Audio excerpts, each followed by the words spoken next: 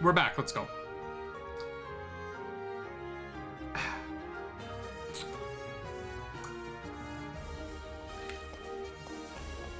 Oh, hi.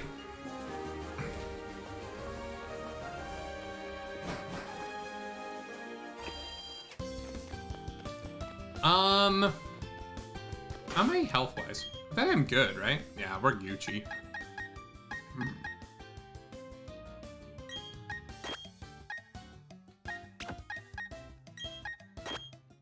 Okay, we need Hercules leveled up, because,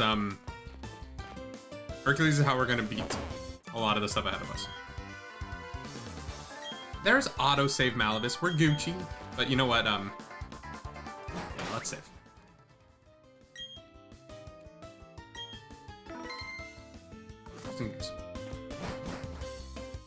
Yeah, there is autosave in this one, which is nice. Every time you enter or exit a place, if you look in the top right, now saving.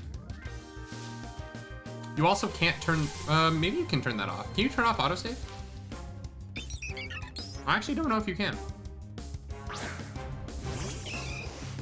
You probably can. That would be a weird setting for them to not let you turn off.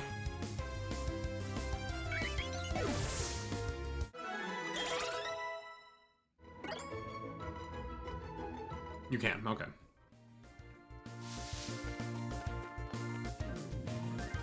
So we're going Shinxless for this run, which is interesting. Not having an Intimidate Pokemon this early is kind of weird. I feel like we've typically done well by having a Shinx. But we'll make do. We always do, right? Well, no. Sometimes we wipe. We wipe pretty frequently for me to say that we'll be fine, but we'll be fine. This time we'll be fine.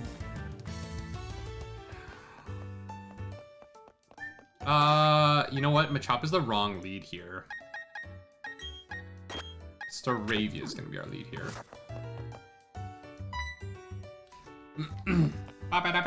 Oh look, it's the Ugly Bowl Cuts. What's up, Ugly Bowl Cuts? Y'all ready to watch your Pokemon get viciously murdered by my burb?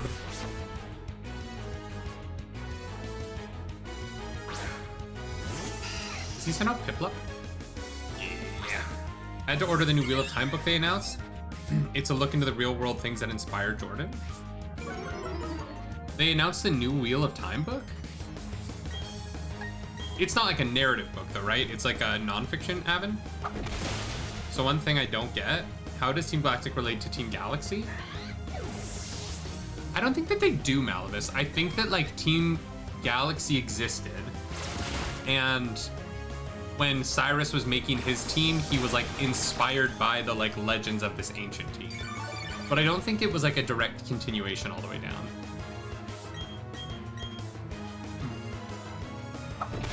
Interesting.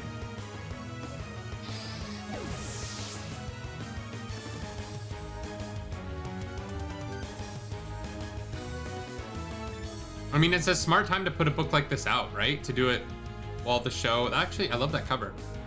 To do it while the show's on TV, it totally makes sense. That's smart of them. You know, while Wheel of Time is having this, like, renaissance in terms of popularity. I'll probably wait for reviews if it's good. You know. Not a very trusting person.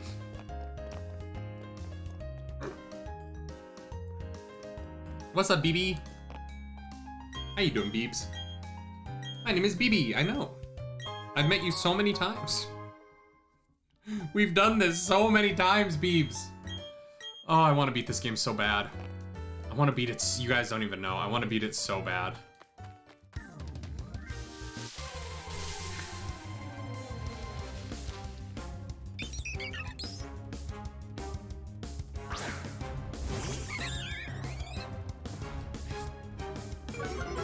Oh, we do have Intimidate Zazu, and we will have Intimidate Gyarados. What's the difficult part of Nuzlocke this game? The Elite Four. The Elite Four in this game is really, really well designed for this. They're very hard. Everything else I've wiped to was dumb, and it was either me being impatient or whatever, you know what I mean? But the Elite Four in this is legitimately really difficult and well designed. And we would have won my last attempt, except for one crunch crit. We just needed to, he was supposed to Thunderfang, but he went for crunch, and so we didn't have Gastrodon for the final, and it was a mess. It was a mess. We came close. There was only 2 Pokemon left. Like, we were so close, but Cynthia's hard. And that crunch crit just ended the whole freaking thing.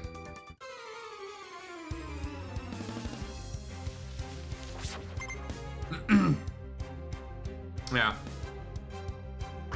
Yeah, she is.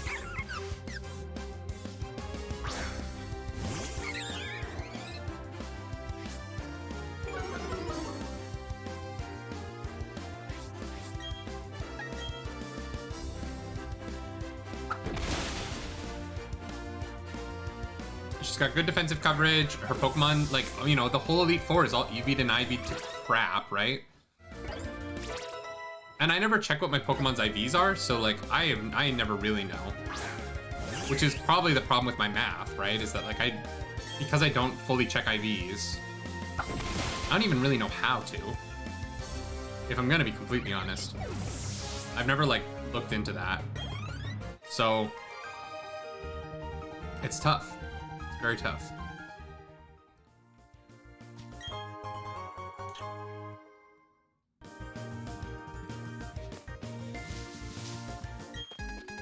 Oh, fuck these Pachirisus. Actually, you know what? Turtwig is pretty good against these Pachirisus, right? Good old Turdy boy. Maybe I do Turtwig. What do I do? Maybe I go Turtwig Machop against the Pachirisus. That might work. Obviously, Zazu's a no-go.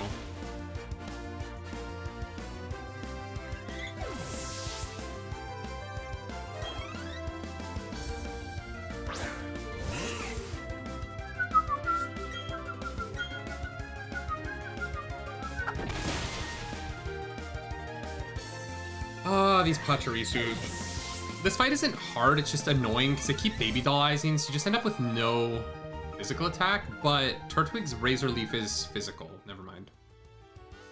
I need a good special attacker here. I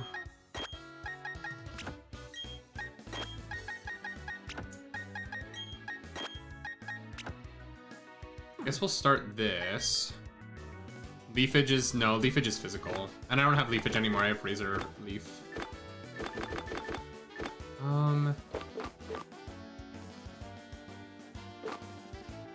Crush Killer and Stealth Rock, that's actually super interesting.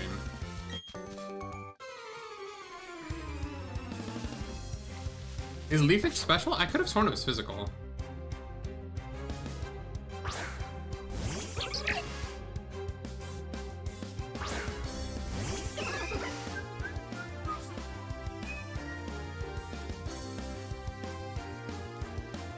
All right,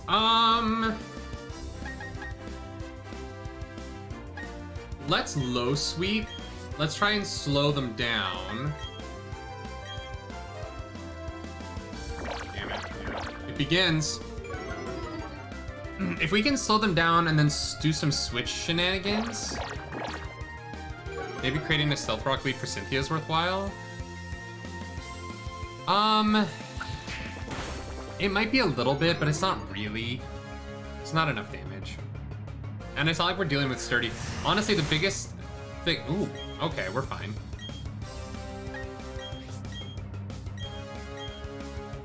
We're gonna be just fine. Oh, and we get the... Yes! Wait, what? Oh, but it quick attacked, okay. I hate that the Quick Claw procs and then the quick attacks happen. It's the order just seems weird to me. Stealth Rock just doesn't do enough damage there. Honestly, the only time Stealth Rock is super useful against Cynthia is against the Golem. But Turtwig crushes Bertha. Like, Turtwig is gonna rock Bertha. Torterra. Although, oh crap, doesn't, I think that her Hippowdon has Ice Fang, right? I might have to play around Ice Fang. Ooh, I don't know if Torterra will outspeed Hippowdon. If I do outspeed, I'm Gucci. But if I don't outspeed, I'm not Gucci. And I want to be Gucci, you know what I mean? Like, the goal is to be Gucci.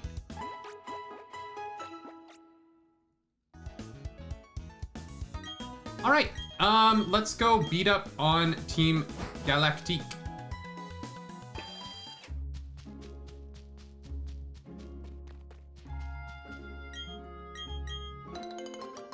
It'll be close, yeah. It's kind of what worries me, Malavis. I don't want it to be close. I want it to be utter destruction. Hippowdon is slower than Torterra, but I think the difference is like 10. Yeah, and her Hippowdon has perfect IVs. And like, I'm gonna use vitamins to get like really good EVs onto my Mons. But does Hippowdon have Sandstream? Yes. Yes, it does. Which is fine, because I have, what is this? I think that we just start, we're fine here. Because this is just a fucking, cat thing. I'm gonna say Lopunny, but it's not Lopunny, it's Glameow. There it goes. That took my brain way too long. I'm Tord. Y'all, I am Tord.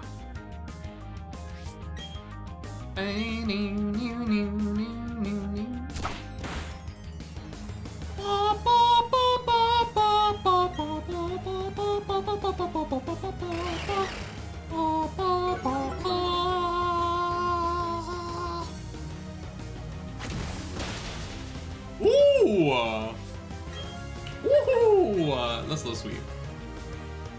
That growl, she's spicy. Boom.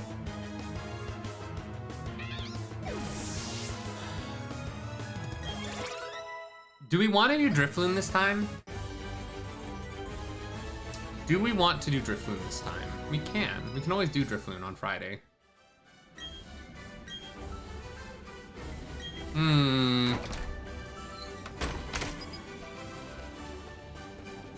Do we save for Drifloon? I think we do. I think it's just worth it to get that encounter. Drifloon's been pretty solid for us. Drifloon was such a big part of our Elite Four strategy last time. Let's actually throw, because this is bugs, right? So let's just throw Staravia up front here.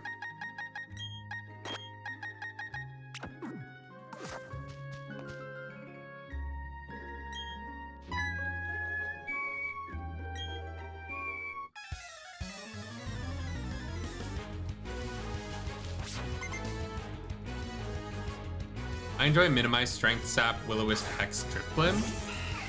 We did Thunderbolt, Hex.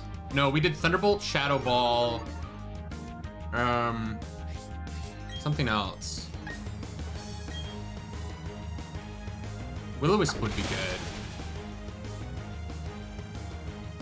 Honestly, the only thing we need from, we don't even need Drifblim to attack, right? We need Drifblim to be immune to ground and to fighting.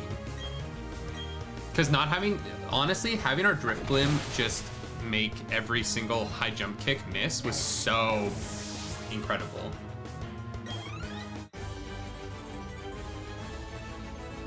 To be able to just, like, to switch in on the ground type moves was awesome.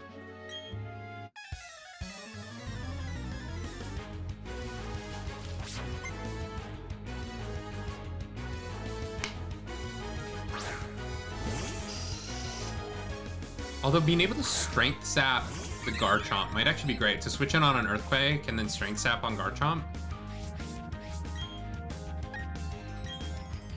The whole strategy is going to be different this time though, because our whole strategy was built around the Luxray, Drifblim switch, Intimidate switches. Garchomp outspeeds, yeah, but it doesn't kill. Drifblim can take 2 hits there. And so lowering Garchomp's attack so that something else can come in, Malvis, is really good. And then you just sack drift them, because it's the end of the... Usually you're fighting at... That's like way at the end, right? So you don't really need it for anything after that point.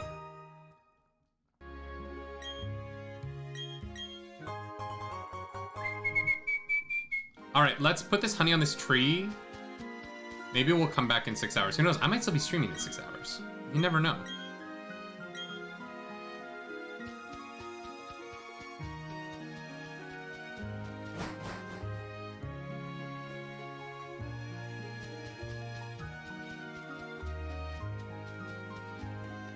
Do I need to heal or am I Gucci? I'm Gucci.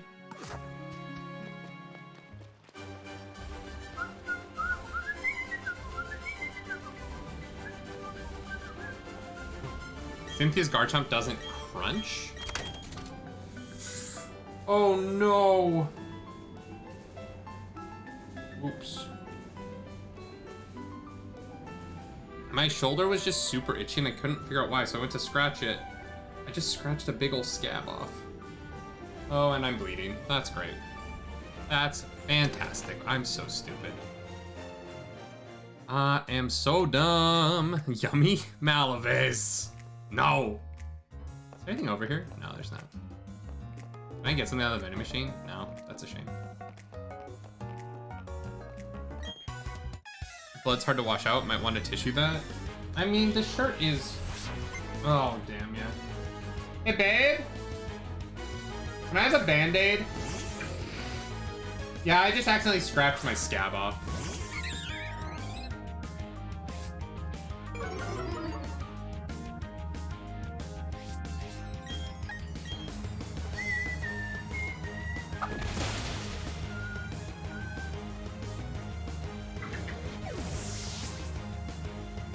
In my experience, blood isn't that hard to wash out. It's a massive damage.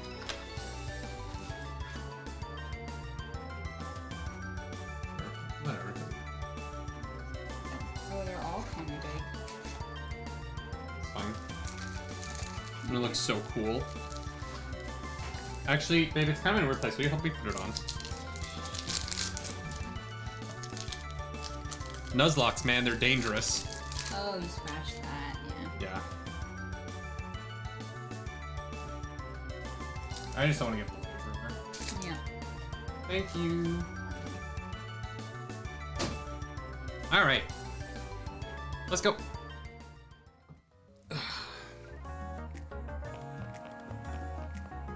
God love when the Clarus comes up to help, you know? I got that lucky Clarus.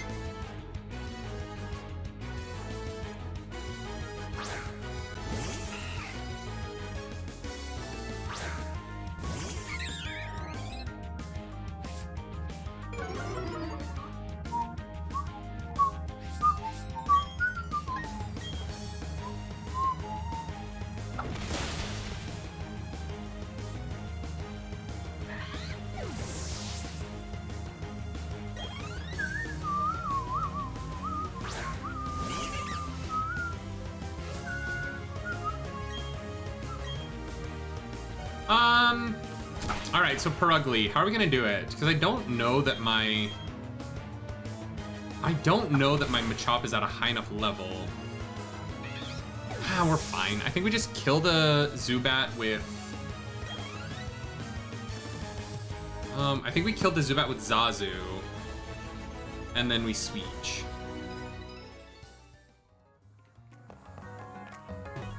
This is gonna be fine, right? It's gonna be fine. What could go wrong in this kind of tough fight? Watch, we're gonna have so many switch shenanigans here. This is gonna get stupid. We're gonna end up sacking our Magikarp. I can almost predict it. Or honestly, our Machoke or a Machamp, right? Like, because Machamp is our Machamp can't go to the Elite Four anyway. So if we have to sack Machop, it's not the worst thing in the world.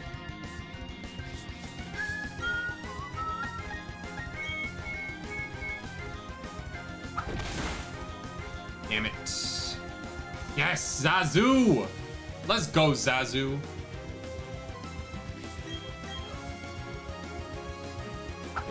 What a boss. What a dang boss. That zoom in. Seriously. There we go. No. Oops. Do I want knockoff? I do. Do I want to lose low kick? Yeah, let's lose low kick. That's fine.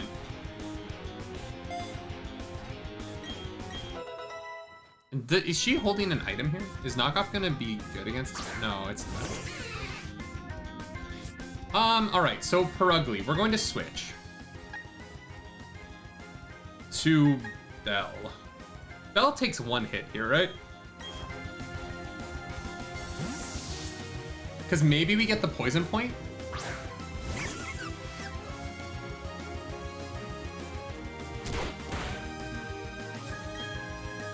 Damn it, I was really hoping for the poison point there. And then we get the Intimidate in.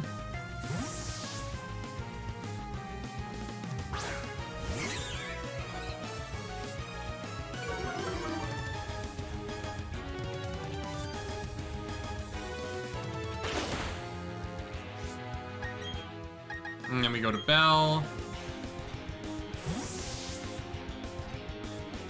If we lose Badoo, I'm not super upset about it. Roselia was not the most useful in that Elite Four fight. There we go! That's what we wanted. You could say it's just what we needed. Alright, we're gonna go through Staravia one more time. And then Staravia will stay in until we need it to come out, and then we can switch to Machop, and then I think we've got this. I think we've crushed this pretty well.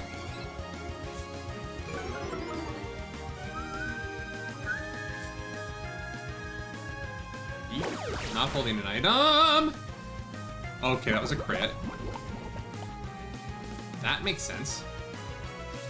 Wow, that... Ooh, we're kind of hurt here. You know what? Let's just go to Crush. I feel like this is actually the safer option. Oh, no, wait, I'm holding Quick Claw. Actually, Thief here is gonna hurt, isn't it? Ah, damn it. Okay. That's not bad. I think Thief hurts here, but I think that Razor Leaf is gonna do some damage. Owl, nice. Okay.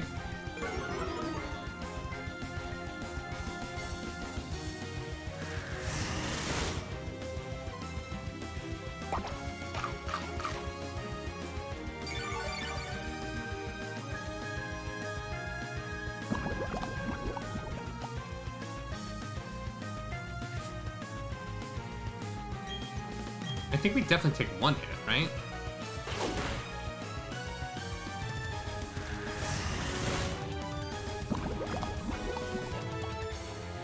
Boom, there we go. No losses to Mars.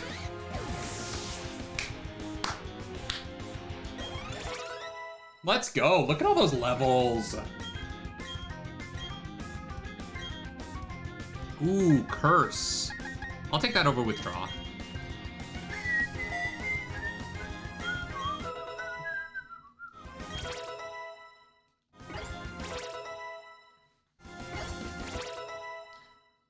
Boom. Let's go. Let's freaking go. I love it. Love it. You love to see it.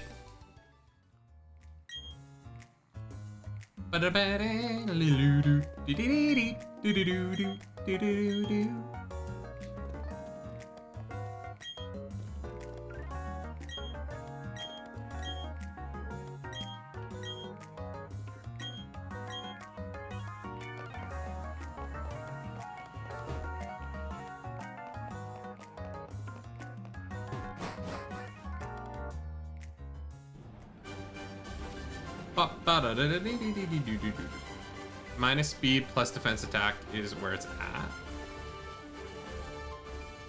Yeah, honestly, like, I just feel like on, like, Turtwig, who's never gonna be that fast anyway, Malavis, losing a little bit of speed to be a bulky boy, not a bad thing. Bulky.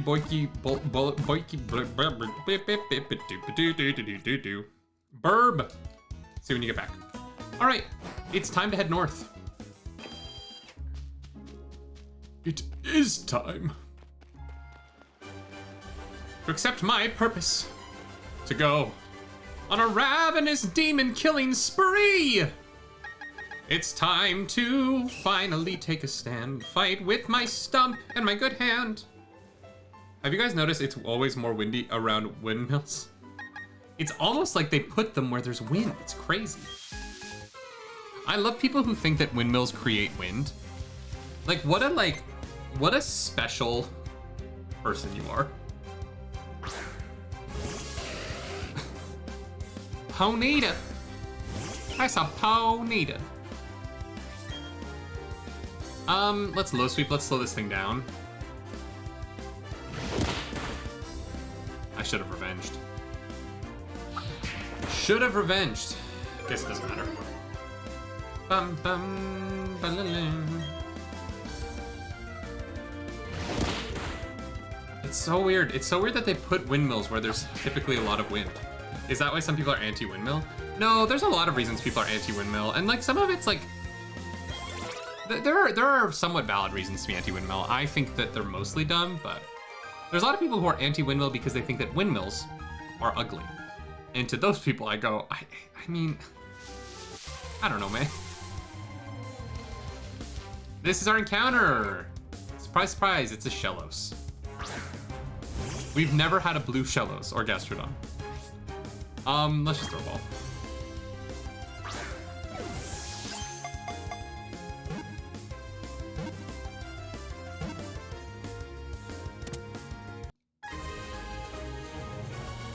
Most of the reasons are not in my backyard, and then there's the Graces, yes.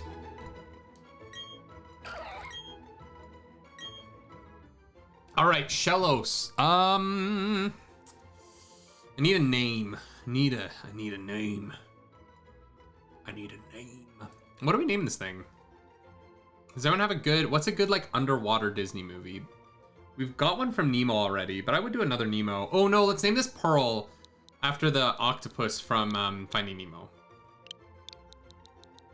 I know that this isn't an octopus, but I like Pearl, and the colors kind of make sense, and I'm just down for it. I'm down. Down for the sickness. Maybe not that. Maybe not that. Maybe not that.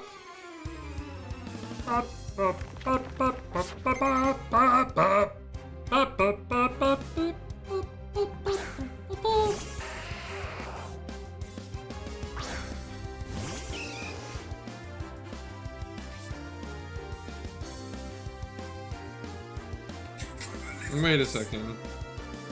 Is there an Obi-Wan Kenobi trailer?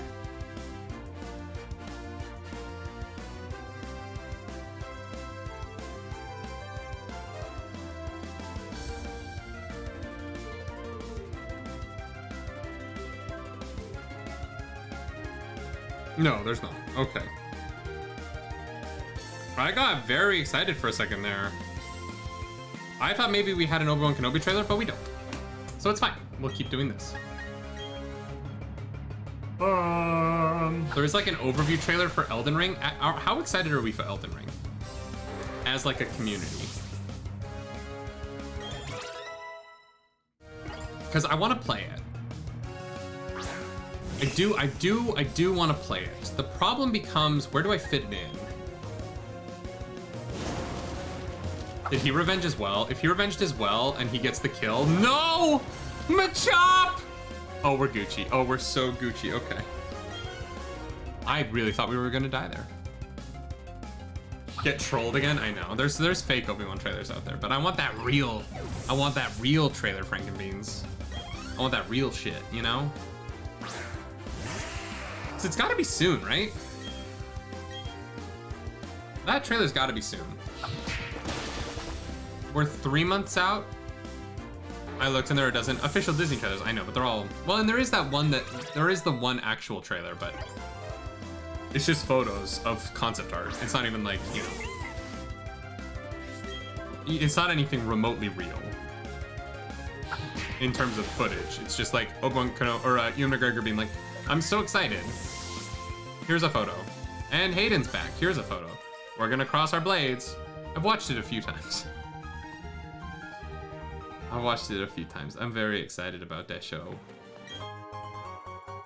I hope it's good. I do. I don't know that it's gonna be good. There's a lot of people who like to be like, it's gonna be good because it has to be. And I'm like, that's not how anything works in my experience. I've been watching this shit for a long time. Just because I want it to be good does not mean that it's going to be good. And inevitably, someone's gonna hate it, you know?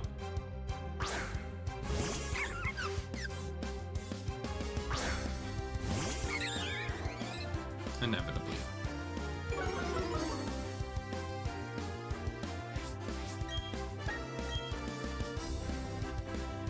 Well, of course it is.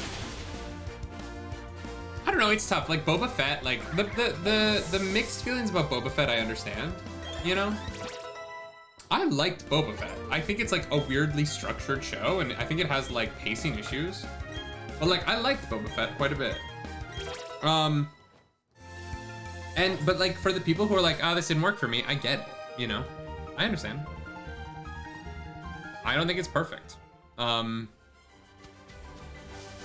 I'm also not like asking any of these things to be perfect. You know? Stuff. Honestly, my favorite thing lately is Peacemaker. Well said, last episode needed an editor, not better editing, but I mean, it was technically edited, Rockrange. It was edited, just...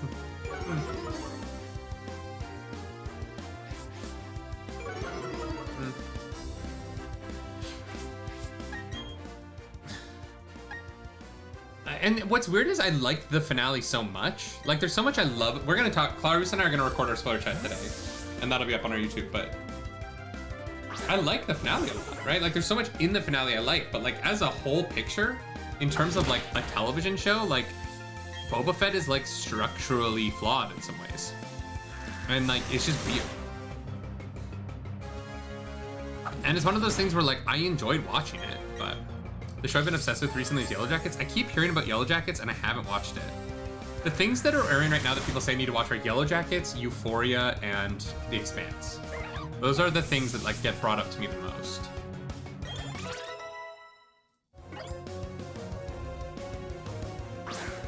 Euphoria is a weird one though, because half the people who tell me to watch it are like explicitly telling me to watch it for the boobs, and the other half are like, it has nudity that's totally unnecessary, but the show's really good.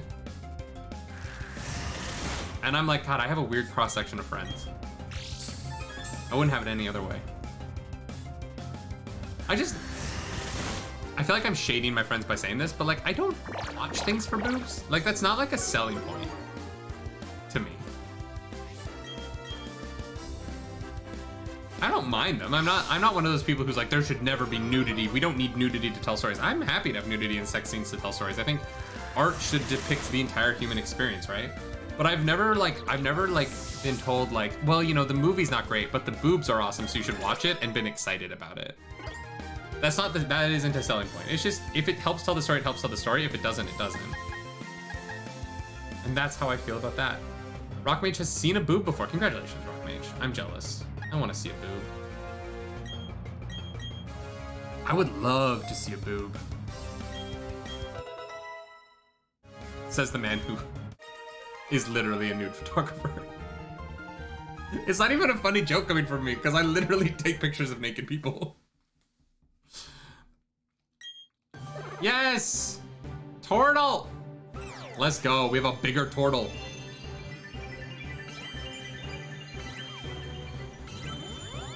Like, literally, this is the cup that I was drinking out of today. Go to gamersubs.gg if you want to get your waifu cup. We scratched the crap out of our other waifu cup on our trip, though. It's very sad. Very sad about it. I think it was just the way it was packed in the bag. The, like, waifu is scratched up, but... And also a thigh. I did miss. Yes, I missed that. I understand. You're referring to our good boy, the ginger wonder of the world, Randall Thor. To be fair, I don't know what I would do if I saw Celine. You know what I mean? Like, she sounds super hot. What's up, Typhon? How you doing, my friend? Welcome in. All right, how are we doing health-wise? Hercules is pretty hurt, but other than that, we're pretty good.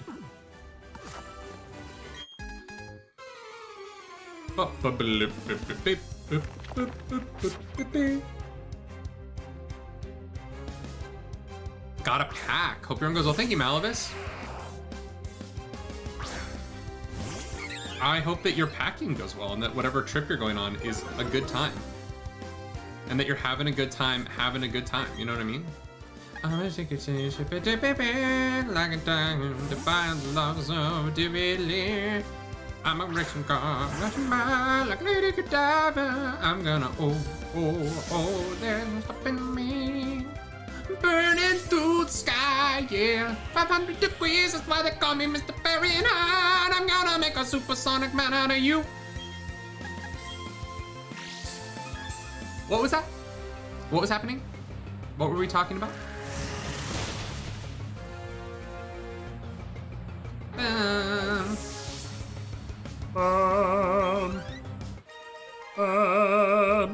Boobs. I love boobs. Big fan. Boobs, dicks, butts. I like it all. I like it all.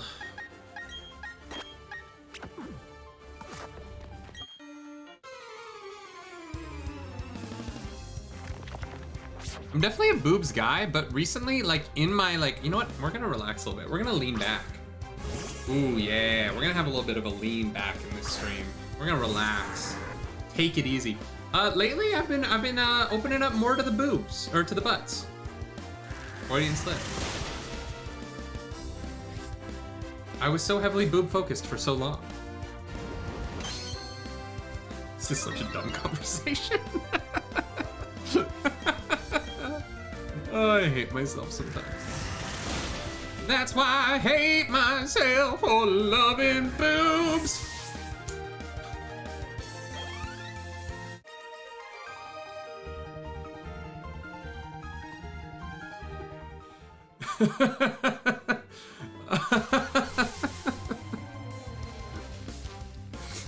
Oh my god. Butts are rear boobs.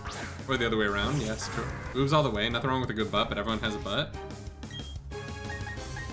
Yeah, but that doesn't mean that butts are bad. I made a great joke on Clarissa's stream about how you would not appear on her stream because contract negotiations for your return had broken down. She's not paying me enough, y'all. I'm not appearing on her stream.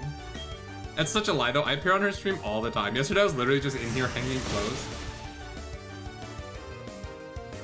Because I just wanted to get shit done, and, like, the clothes are in the way. And I was like, you know what? Clarissa might be streaming, but, like, now is the time to hang these up.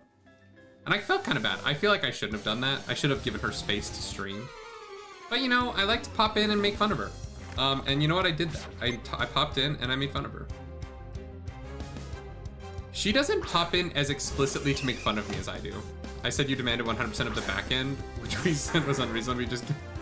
The back end, get it? Get it? I think she's coming in right... I just heard the floor creak. She might be coming right now.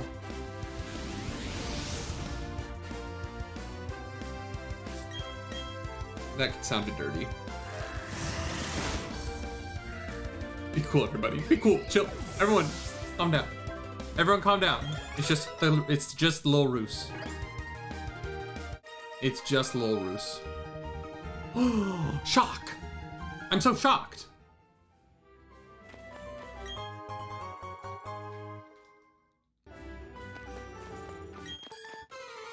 Beep, beep, beep, beep, beep, beep, beep, beep, beep.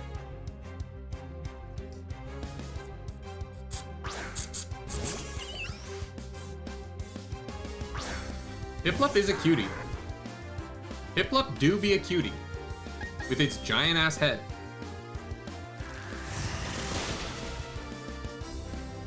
Let's go. Crit. Alright. What's gonna be our strategy for, I guess we'll have Golbat. And we'll have Staravia. Well, I think we'll be fine for... I missed Clarissa's stream yesterday. I was being chased down by a serial killer in a TTRPG. Ooh, I love a TTRPG. Oh, we don't need to do this, because Cheryl's about to heal us. I like a titty RPG. Y'all, Wednesday. This Wednesday, the 23rd, I will be on twitch.tv/WeSplitTheParty playing D&D. I'm very excited. I finished my character last night. It's very funny. I think I did. I think I crushed it. I think my character is rad, and I think that it's gonna be like a real good time for all involved.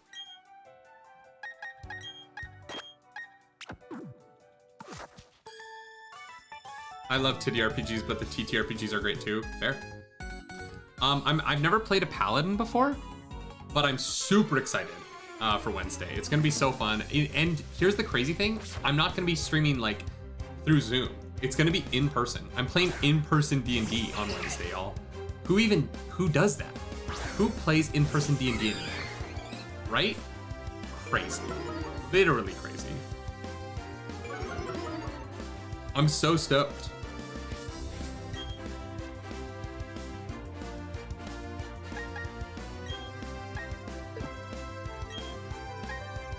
Let's see how much quick tech does here. I don't think one shot from this Patrice is gonna kill me. That's not great though. That's great. That's also great.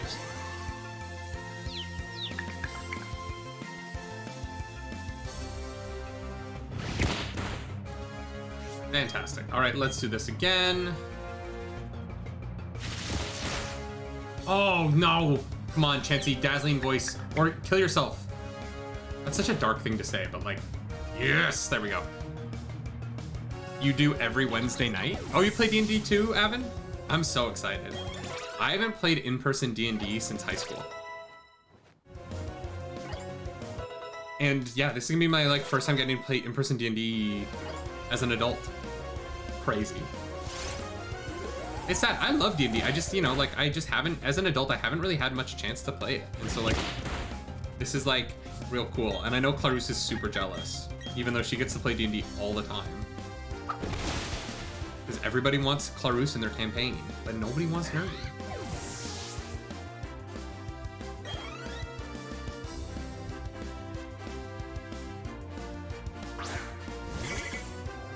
Nobody wants Nerdy. Don't cry. Don't cry. Don't cry. Damn it. I need to not joke about making myself cry because once I start making myself cry, I actually like have a hard time stopping.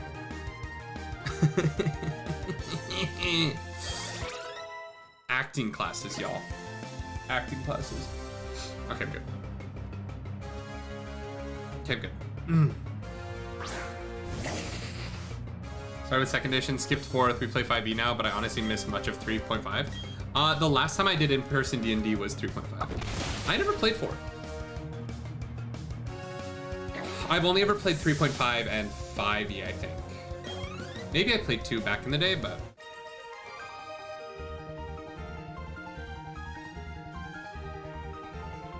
yeah, in high school I played 3.5. I've also never had like a real weekly game just because of scheduling, and honestly, usually it's my schedule, right? Like with all, I was just so busy with my career and whatnot that's just not something that I ever really got to do. You're gonna take an energy ball well, and you have knockoff. I think knockoff kills here. I think we're good.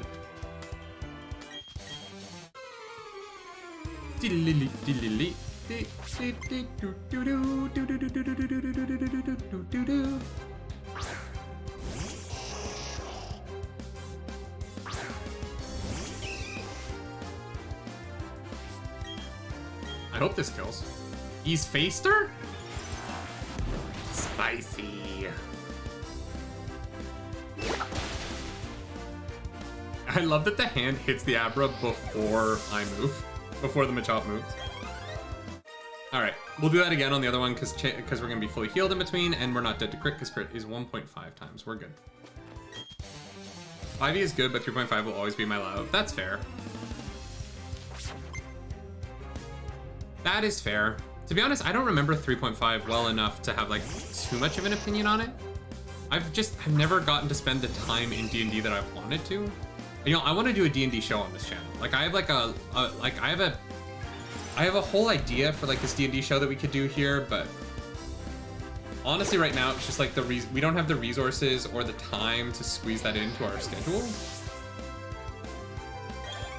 And also like part of me would love to DM it, but like I just don't know enough to DM it. What about the new 6e 5.5e that's supposed to be coming out? I know nothing about it. Honestly, I would be kind of surprised if they were to do a 6e right now. 5.5 would make sense. But like another full rehaul right now while everything's like at its peak? I feel like they would wait to do a rehaul until like, things start to dip for D&D again, and then they would like bring out something new. It just seems like a weird time to do it right now.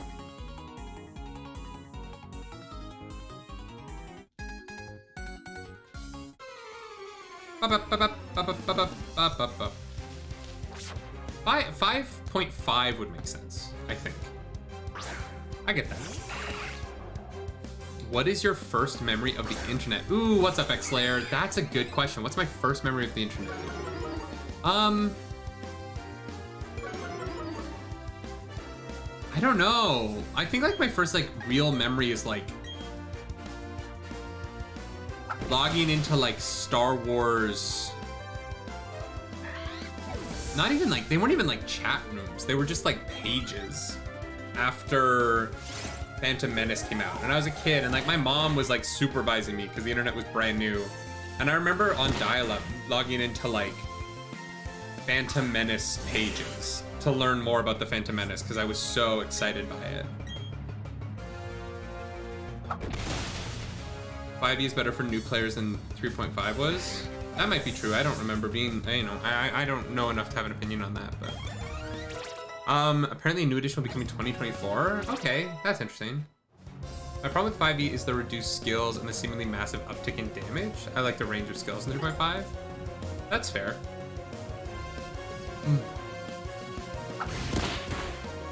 I think that's the tough thing, right? Like, I think blending the experience for new players with the desire to be complicated for players who've been playing a lot is tough, and I think that Wizards of the Coast, I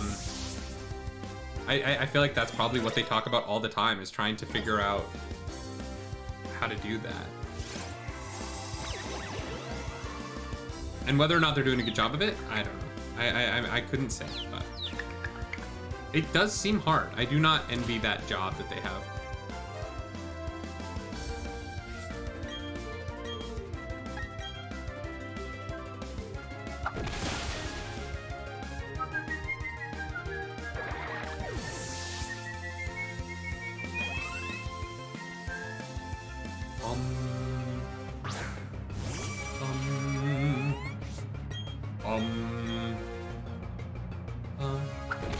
Honestly, the weird thing for me about D&D is that I don't really care about the skills and all of that. I care about the roleplay.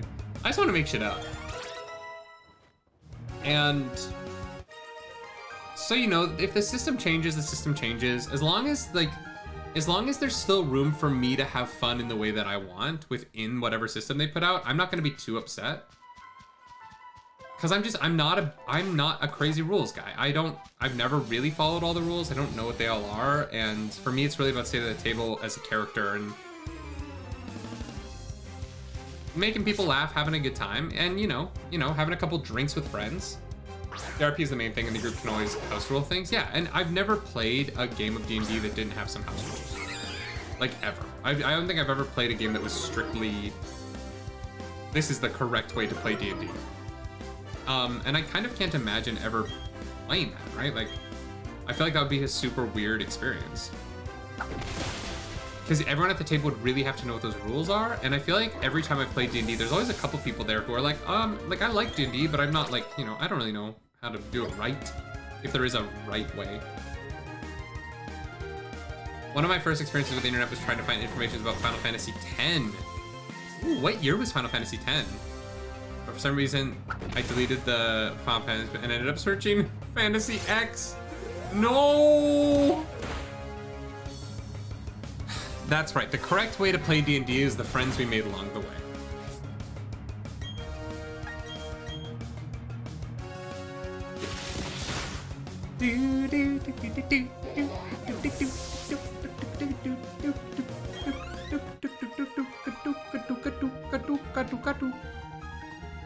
Bum bum bum bum bum bum bum bum bum bum bum bum bum bum.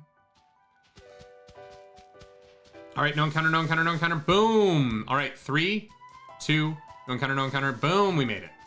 Great, now we can drop off Cheryl. Do our encounter in here. Ooh, no, if we wait till nighttime, we can get Murkrow, right? No, because we're guaranteed a Murkrow in the tower, so we don't need to do that. I only ask the players I run for to know their character and what they can do. The mechanics or what anyone else can do doesn't matter, just play your character 100%. And you know, I think that like I'm gonna play enough that eventually I'll be a good DM because, you know, we have so many friends who love D&D that I think I'm gonna get the chances to play, and eventually I'm gonna run my own game on stream. And I'm excited for when I do, and I hope that, you know, people will watch it because I have ideas percolating. The rules are made up and the points don't matter. Exactly. What's that from? The rules are made up and the points don't matter. That's from something. Okay, so we're getting Booty Fly. We're getting a Booty Fly, ladies and gentlemen. What's my line? Oh, whose line is it anyway? The rules are made up and the points don't matter, right?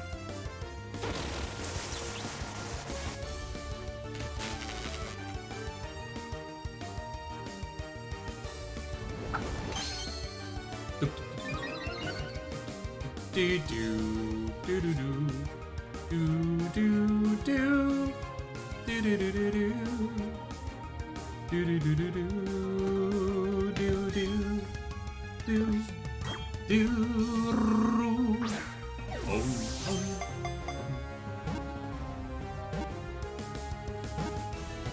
Damn it. I feel like Beautifly is actually good for this gym, right? Damn it. Because fuck you. Right. I feel like Beautifly is actually good for the grass gym.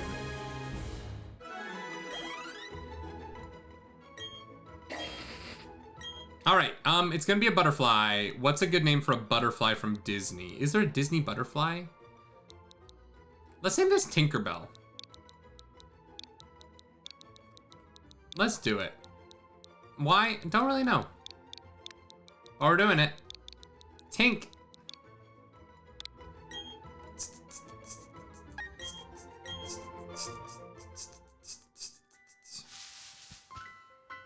Flower after the skunk? No, if we catch Skuntank, we have to name it Flower. We have to save Flower for Skuntank. Rock Mage. Bum, bum, bum, bum. I actually started my own world for my players, but there's always the struggle of what makes it unique compared to what's already available. Well, and, you know, that is part of the problem with D&D, right? Is that there are certain, like, well, these are the magic items, and, like, homebrewing your own magic items can be hard, because, you know, you never want to create something that, like, breaks the game, right?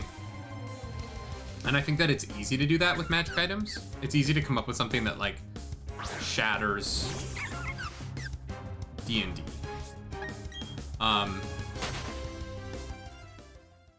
But if you can do it without doing that, it's always impressive. Let's get Count Mikul up here because we need to get some levels on you. Well, hello there, monkey. How you doing, my friend? How are you doing, monkey?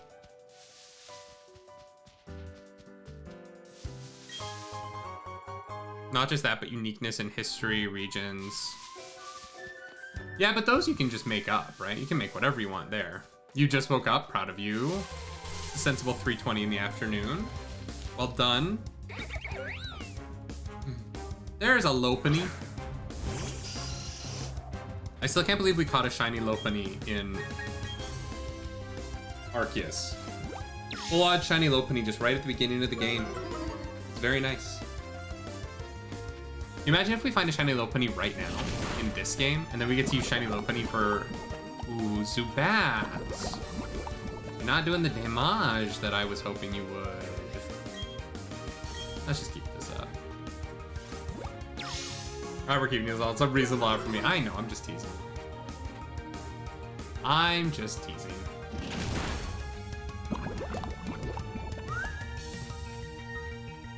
Bum bum bum bum.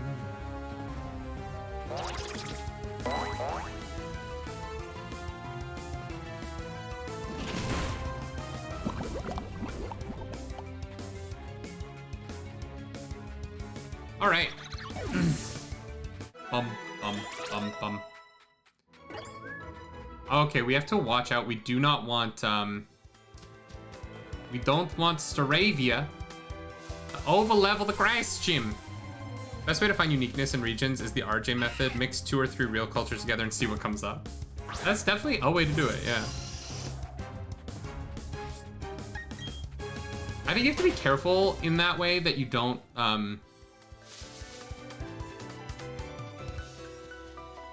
like cross into being like appropriative of other people's cultures. But yeah, I definitely think there's like there is a way to do it in that's very interesting. And Robert Jordan does such a good job of it in Wheel of Time. Especially because, you know, it helps that Robert Jordan's world is a version of our future world. Maybe. Like, you know what I mean? Like, there's that possibility that it is echoes of our present going into his future. And so it's natural that some of what makes us would, like, our current culture would survive into that culture.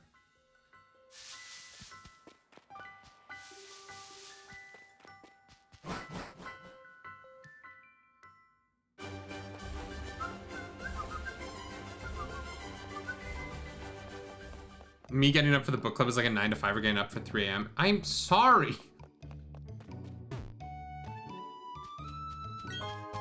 I'm so sorry, monkey. I'm not trying to make your life hard.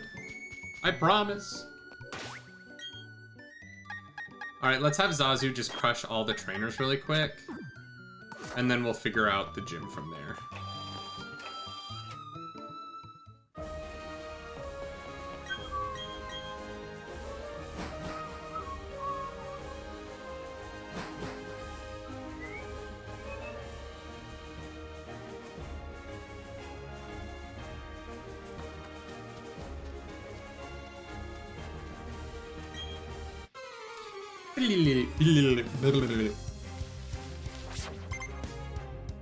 I wish I could put like air cutter or something on Staravia here so that I wouldn't have to worry about poison points. It would be nice.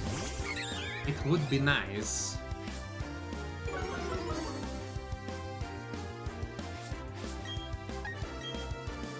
I'm just giving you a hard time. I love book club. I'm glad you do. We love it too. Honestly, the book club is like the peak of the week every Friday morning. It wipes me out though. Honestly, book club is, you know, it's a 2.5 hour show. It's exhausting. Last week's book club was so tiring. And then I tried to stream and I was so wiped afterwards. I don't think I'm gonna be streaming on Fridays after book club from now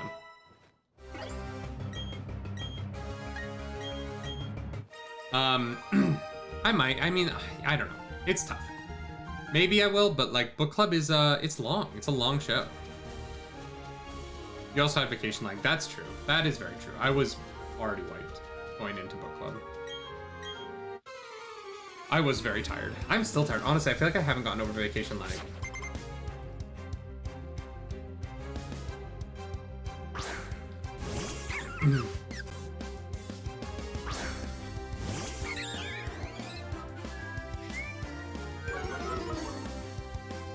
And it's good that it's a long show with that kind of viewership. Oh, 100%. And look, like the viewership is beyond anything we ever expected, right? Like, partially just because it's so far above everything else that we do. Like, we don't have any show that comes close to the viewership of that. So it's, you know, it's wonderful and we're happy to do it. But like, honestly, like, I think that like 2.5 hours is, I think we're not gonna try and let it. Do you get a lot of views of the book club after it's not live? Oh god, yeah, like the first one's at like 15,000 views, Rockmage. Do you remember complaining that part 1 of The Great Hunt was too long? Well, it's because it was not as dense as the rest. That's fair, yeah.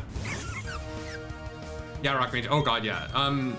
The book club, I think we have, what, 7 episodes, and I think we have like almost 60,000 views on it total. If I could have caught the live, I could have chatted for another 2 hours an episode with both of you. I understand that. I think that for us, it's just that it's a lot of time to sit under the lights and like be on talking. I could definitely go longer if there was like more people involved. And you know, like if it was like, but then like you know, you never know, like, because we've talked with some people about like guesting on an episode of the book club. And it's like, you know, like, I don't know. I think that if we were gonna have guests for the book club, it would be on... If we were ever gonna have guests on the book club, I think it would be on the, like, full book recap episodes, not on the, like, weekly, like, not the, like, chapter episodes of the densest part of the series and how long those book clubs could go. Oh, yeah, I can't wait. It's gonna be fun. Are you planning to do another book series after? And if so, do you plan on taking viewer suggestions? Because I have ideas. Yeah, I think we've already talked about doing the Priory of the Orange Tree. By Amanda Shannon, just because it's a it's a one-off. So I think we'll probably follow up Wheel of Time with a one-off with that book. And just so that, you know, like, we don't want to just do books written by white men. As much as I love Robert Jordan and Brandon Sanderson, I do want to, like, feature other kinds of people. So I really hope to catch you live on the book versus show episode, but last work, yeah. I understand. And, you know, like, it's one thing to watch it live, and, like, I know that people want to chat with us, but honestly, the chat moves so fast, we miss it. We feel bad. We want to be more in the chat, but, like, we kind of have to get to things or else it'll just go on forever. And because so many people listen to it afterwards, we want to keep the show concise for people who aren't there live. We're trying to be aware of that because we are getting, you know, like, we're getting 10,000 weekly views on the book club right now, ish. I would say 8. We're getting, like, an average of at least 8,000 weekly views on the book club. Google Forms thing for recap episodes. I was thinking of just doing a hashtag on Twitter. I think you balance the chat interaction well. It's there, but it's not the focus. Yeah, that's what we're trying to do. Is this the last fight? Or is there one more? I think there might be one more.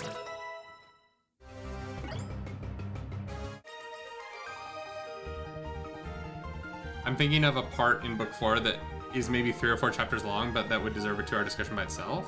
Interesting. Twitter hashtag runs the risk of spoiler questions?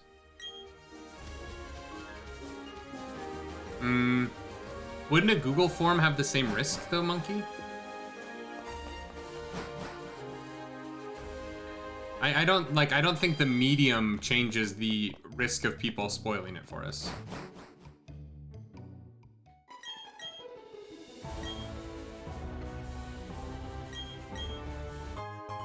There's the rare candy, we got it. Yeah, but I would be able to review them before I give you. Oh, so it'd be a Google form that goes to you first. That's actually smart. I understand what you're saying. Right. I don't want to give you more to do, though, is the thing. You know what I mean? Like, I'm trying not to, like... I don't want to make people work for us when we're not in a position to pay them. Obviously, at some point, we will have people working for us. We actually are currently starting to, like, work on paying an editor for some video stuff for YouTube, but... And Google form could review the questions before you see them. Yeah, I understand that. All right, yeah, well, let's think about it. We have 3 weeks until we have one of those, so I think it's definitely something we think about. Also, Bale Doman is a werewolf. Did you get to that part? If you told me Bale Doman ended up being a wolf brother, I'd be like, yeah, okay, sure. Why not?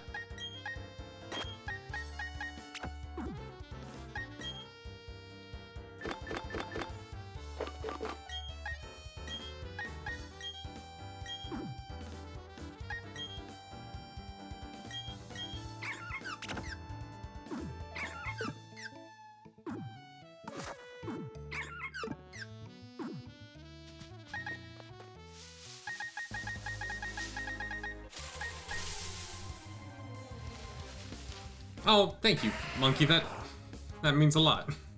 I appreciate that. Yeah, no, and we love having you as a mod, and we're always so grateful for everything that you do for us. Like, not for us, but with us, you know. And so yeah, if you let's talk off stream about it for sure. But no, I appreciate it, honestly. Like, it would be very fun. I would like to have more like of a question and answer part of those episodes. I wouldn't mind helping a bit, but my schedule starting tomorrow is going to be more dense. No worries, Typhon. I totally understand. You've got to take care of real life stuff first. Okay, let's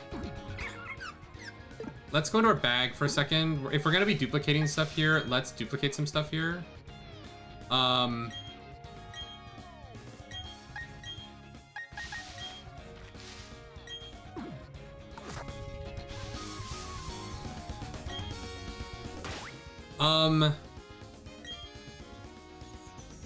Monkey, you know we appreciate the heck out of you, I hope. I'll just give it.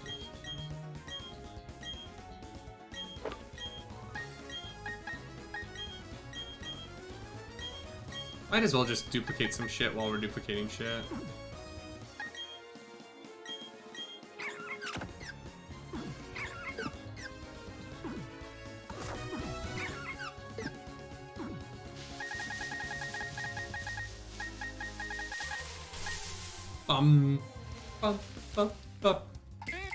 All right.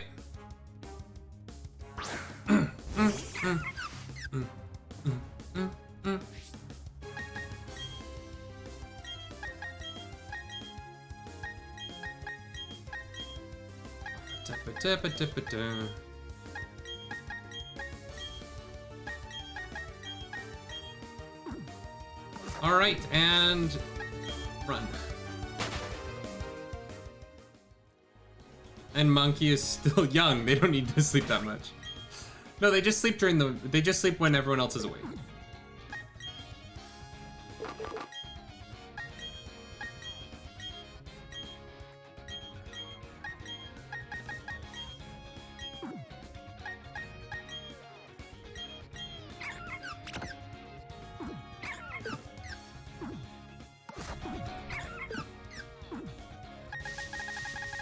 I'm not 40 yet. Oh my god, I can't believe I turned 30 in 2 months. I like really can't believe I turned 30 in 2 months. It's crazy. I hate it. And it's not a big deal, you know what I mean? It's 30, like, you know, it's not like I'm like that old. It's just like, it's not even that it's old, right? It's that it's just like a milestone age. And I feel like hitting milestone ages is super weird, right? Because the last milestone age I had was 25. Everything between 25 and 30 is basically like, they're just birthdays. But then 30 feels different.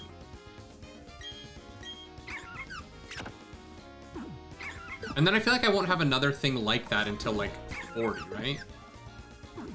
I feel like that all of the 30s aren't really milestone ages. 45 later this year, but age hasn't mattered to me in decades. Yeah, and I get that. I get that too. Here's the thing. It's gonna matter to me for one day, and then I'm gonna forget about it, right?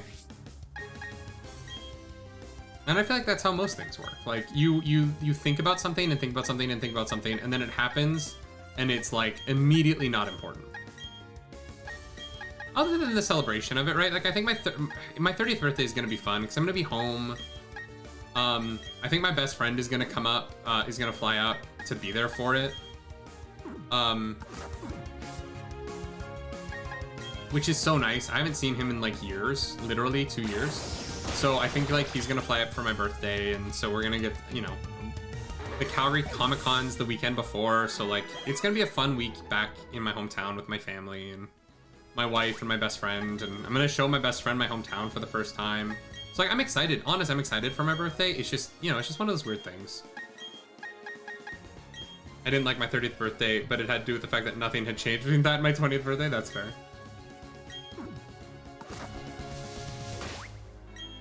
At the end of the day, that's what we want, right? We just want change.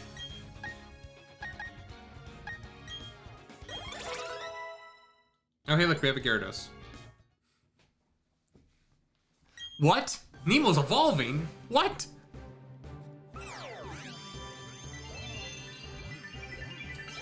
Looking back to when you were younger, what did you hope you would accomplish by age 30? I hoped I would have a Broadway credit. I wanted to be on Broadway by the time I was 30. And I came close. I came close a lot. I almost booked Broadway a few times, and you know, I had my final callbacks a couple of times, and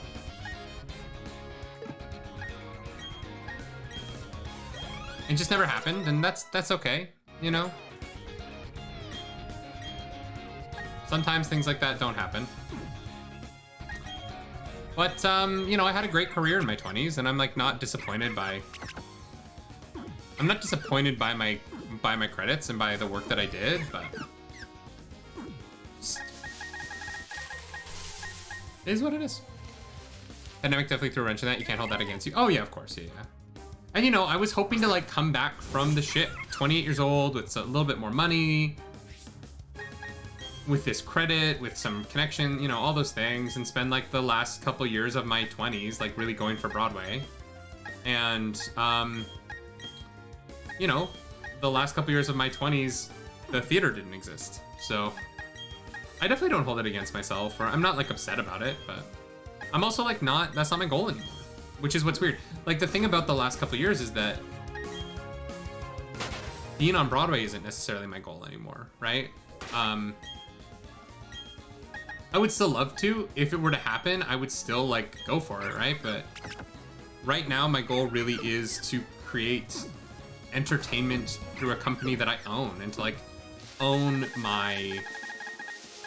and not spend the rest of my life waiting for someone to give me jobs, but to, like, have a venue and like financial life that allows me to create and entertain people that I'm the boss of, and, you know, with Clarus, that Clarus and I are the bosses of together.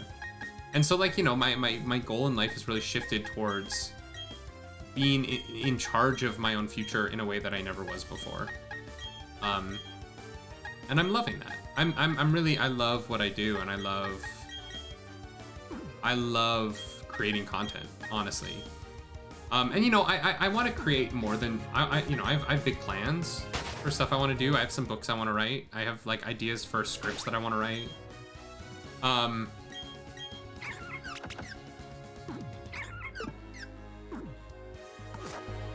I don't know much the insides of being on Broadway, but judging by your nerdiness, I wouldn't imagine being fulfilled in that kind of life. I love being on stage, Tython. I love being on stage. There, you know, I love this, but there's something about when you get to the point in a show, because I mostly do comedies, you know, that's what I'm good at. I'm good at making people laugh. And when I can get to the point in the show where no matter who's sitting in the audience, I know exactly when they're going to laugh because I'm so in control of it, because I've just figured it out. I have the timing down. That's magic to me. And I've had that experience a lot. I had that experience in Japan and across the United States, and I've gotten to do it, man. Like, I've had an incredible career, and I'm very lucky. But you're also right. Like, I don't know that, I think being on Broadway once would be an incredible accomplishment, but, like, I don't know that it would bring me the, like, long-lasting fulfillment that I think I would be looking for. It's tough. You both are rocking it. I'm very proud of your accomplishments and trajectory. I don't want it to be nice. Well, you know what? You don't have to be monkey. I'm there to talk Star Wars and Lord of the Rings in your day-to-day job. That's true. But, you know, like, honestly, like, I don't need to talk about those as a job to be happy. There we go. There's an encounter. That took forever. You know, I would be just as happy being in those things. Although, I don't know if I could be in Star Wars. I know that sounds weird, but, like, being in Star Wars would be weird. Partially because I would be so, like, scared to fuck it up. You know what I mean? Like, it matters too much to me. And so I would really struggle with the idea that I would get it wrong.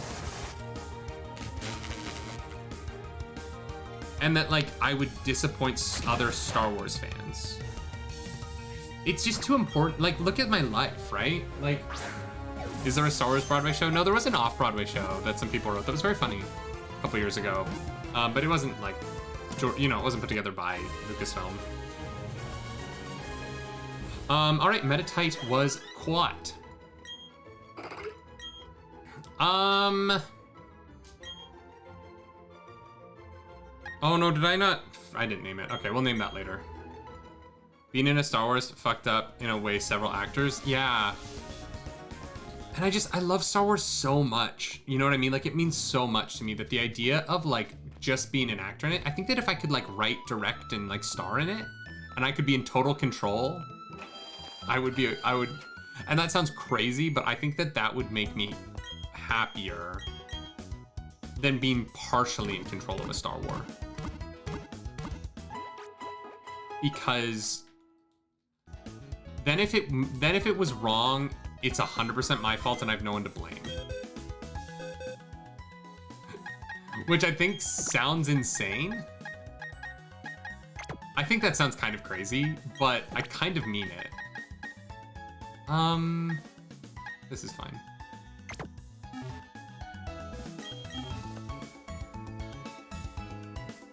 That's why I think the conspiracy that Amazon is purposely destroying Wheel of Time and Lord of the Rings because the showrunners hate the source material is so utterly preposterous. Yeah, 100%. No one spends the time that they do, except maybe the Wachowski, Lana Wachowski on Matrix, the new Matrix movie. There is some like weird behind the scenes chatter about that, but like no one spends the time to make this stuff if they hate it. It doesn't make any sense. There's too much fan hate for me to ever consider being involved in Star Wars. I would make my own Star Wars. If they were like, you can make your own thing, then... Because I would just have such a very particular idea of what it should be. And I would be on set, like, I would be difficult to work with on that set. Because I would be like, no, you don't understand. It has to be this. And that's not fun. That's not fun for anyone involved. No one wants an actor on set who's got as strong an idea of what Star Wars should be as I would going into that Star Wars. Just realistically. Do I want Morning Sun? Is that a healing move? Yeah, let's get rid of Heart and let's do Morning Sun. That's fine. I just know myself. I know that like I don't know. I would much rather enjoy other people's Star Wars.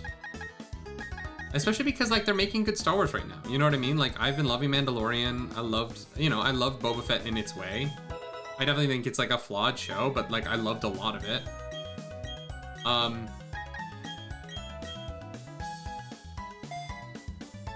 So I don't know. Tough. There's a Star Trek conversation here as well. I can't talk about that. I don't think. I have to be careful with that one. I don't think I can... I'm technically... I think even... I would love to work on Star Trek, is what I will say. I would really like that. That sounds very fun.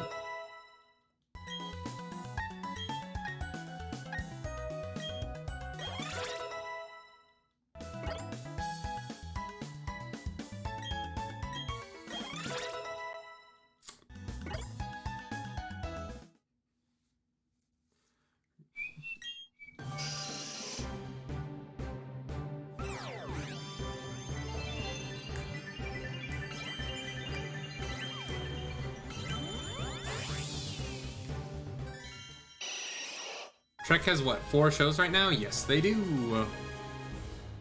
I'm behind on all of them, unfortunately. Although I've heard Star Trek Prodigy is like real good. Yeah, Star Trek has 5 shows right now. Star Trek has Lower Decks, Star Trek Prodigy, Discovery, Strange New Worlds, and Picard. There's 5 Star Trek shows right now, unless I missed one. There's at least 5 Star Trek shows right now. Which is a lot of Star Trek. I hadn't really thought about it, but it's kind of like, that's a lot of Star Trek.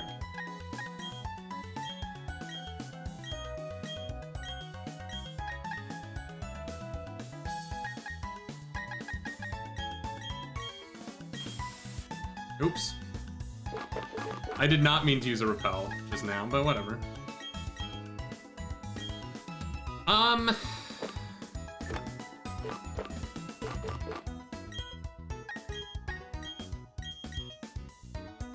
All right, gym time.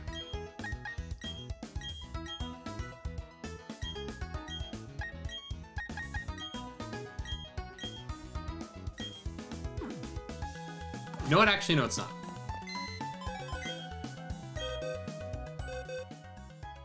I've only watched Lower Decks, which is very good. I've seen a lot of Discovery. I liked it. The first few episodes were a little tough.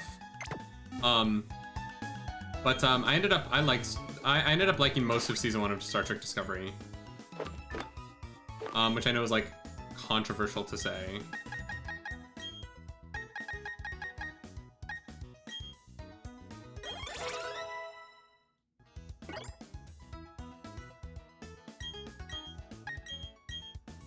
All right, it is time to fight. What is this, 6100? Yeah, let's just do that. Do you learn Confusion by level 22? Please do. Yes, there we go. Haven't seen beyond season 2 of Discovery, really enjoyed it, but thought season 2 ending would have been a good show finale. Oh, interesting. I wonder if they thought that that was going to be their ending, and like they planned for that to be their ending, but then, you know, obviously they got more. Dog, you've never watched Star Trek or Star Wars? Wow. There's a Georgiou series coming to section something. There's a Georgiou series. I don't know what Georgiou series is. Georgiou. I don't know what Georgiou is. I gave up on Discovery early. The Klingon scenes were just hard to watch, in my opinion. That's fair. The character from Discovery. Which one is Georgiou?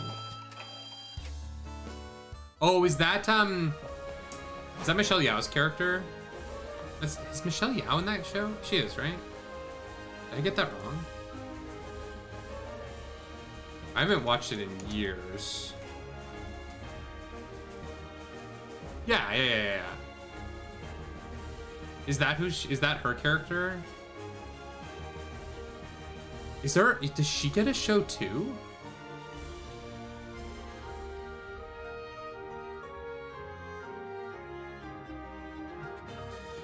Oh, that's... Oh my god. Can we talk about how Michelle Yeoh's career is insane right now? She was in Shang-Chi last year, obviously Star Trek Discovery, Gunpowder Milkshake, that was her 2021. Incredible 2021. Let's talk about 2022. Arc, the animated series, Everything Everywhere All at Once, Minions 2, The Rise of Gru, Blazing Samurai, Avatar 2, The Witcher, Blood Origin, and The School for Good and Evil. This, Michelle Yeoh is going to have the most amazing 2022. Holy crap. Good for her. No, I did not mean to. Oops, whatever. How are we starting this off? Let's just have Tinkerbell start it. Why not? We'll lead Tink. I didn't realize she was getting her own show. That's crazy. What's weird about her getting her own show, and this is nothing against Michelle Yeoh, I will see anything she's in, she's fantastic, but that it's like Star Trek Discovery is already a prequel, so it's like a prequel to a prequel. And Strange New Worlds is also a prequel. So basically, like, they're gonna have like 3 prequel shows at the same time. It's more the speaking Klingon where the actors couldn't emote because there was too much prosthetics. That didn't bug me so much, but I think I've just been behind those prosthetics so much in my life that I get it. Beautifly, look at you. Damn, Beautifly, way to go, way to go. The thing about Beautifly here is that Beautifly isn't that heavy, so Grass Knot's not gonna hit it that hard. Beautifly kind of might be the perfect Gardenia counter, right?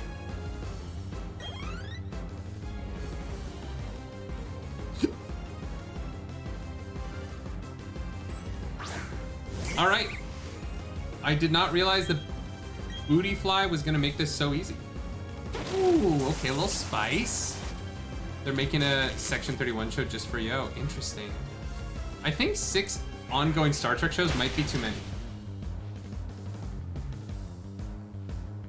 Although, of course, I think Star Trek is like the only thing that's keeping Paramount Plus afloat, so maybe it's just worth it. Until Halo comes out.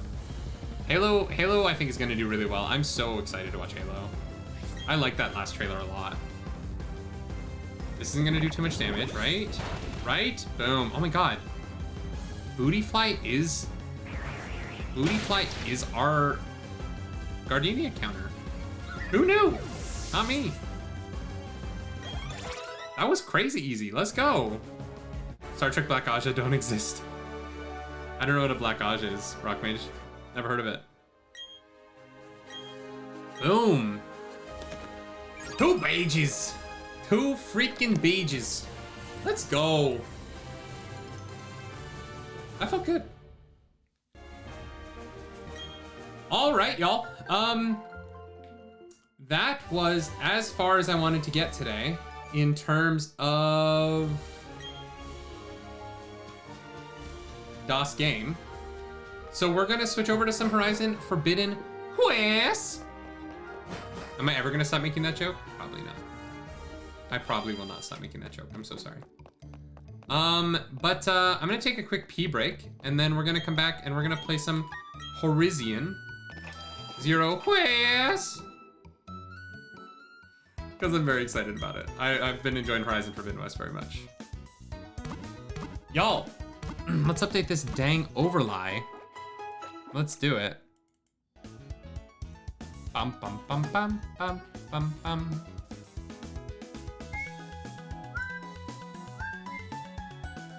There it is. I just think it was silly that everyone was upset that the Klingons changed. How dare you use updated makeup techniques to make them look less like forehead acne humans. I mean, remember the original Klingons? Aye.